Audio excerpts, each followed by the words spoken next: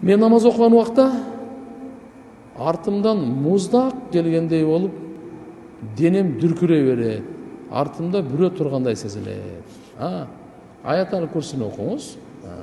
Бисмиллахиллади ла ядурру ма исмихи шайъун фил арди ва ла фис сама ва хуа самиун алим деген 3 жол оқыңыз.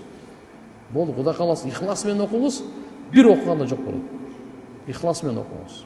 Болды, бір оқығанда жоқ болады.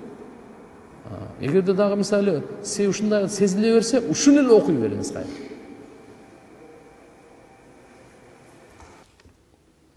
Бир алым муфти айтат. Кеде ага жиндер неме кылатканда аят-ал Курси окуса, аят-ал Курси эчтеке жарабайт дейткенде. Эчтеке болбойт экен да. Бир окудум дейт, болбоду дейт.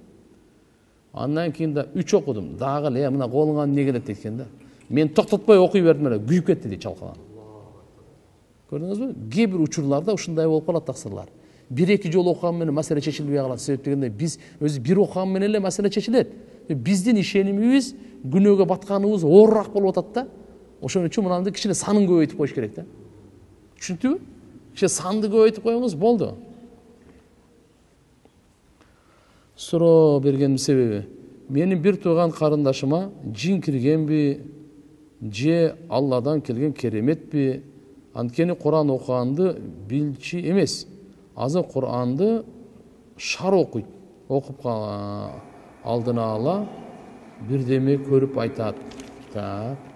Түшүндүрмө бериңизчи. Мен дагы кээде карындашымдан алдына ала